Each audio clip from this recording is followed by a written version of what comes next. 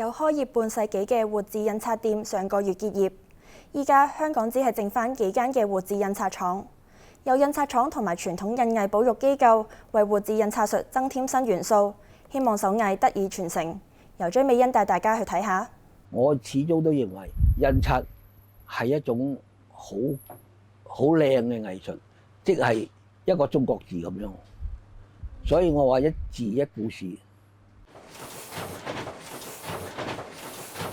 由揀選字粒，逐粒按稿件排版、校對，放上機器印刷，每一步都由師傅親手做。梁國雄經營印刷廠52年，見證行業被數碼影印取代。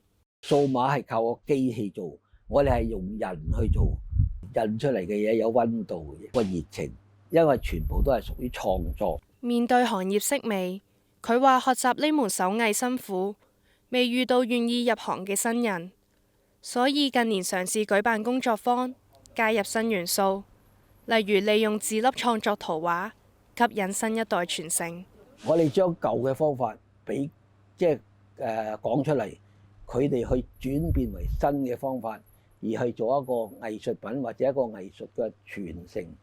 因為最重要一樣嘢，我覺得中國嘅中文字係好靚嘅。將佢變為一種流傳落去嘅藝術品呢，係啲唔難嘅事。亦有機構希望透過展覽，俾公眾有更多機會認識同埋接觸活字印刷術，例如排版、鎖版、塗墨等工序。希望公眾未必會真係到一啲印刷鋪執笠嘅時候，先至一窩蜂咁樣去可能去睇啊，或者甚至去買一啲字粒啊咁樣。因為嗰樣嘢嗰個 value 係遠多於淨係嗰件實物啦，或者佢表面嗰個樣，值得花多啲時間去透過可能一啲展覽啊、唔同嘅活動去認識再深入啲咁樣咯。市民嚟到呢個展覽，可以親身體驗活字印刷術，用傳統嘅字粒拼出自己想要嘅字句，創作出屬於自己嘅藝術品。活字印刷曾經喺香港出版行業中扮演重要角色。有學者認為活字印刷成本高，但值得保育。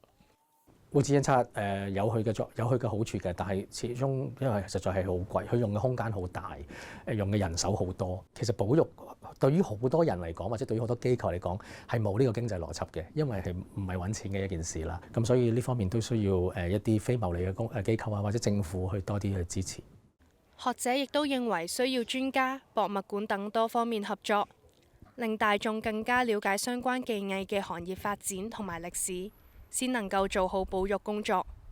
廣播新聞網記者張美欣報導。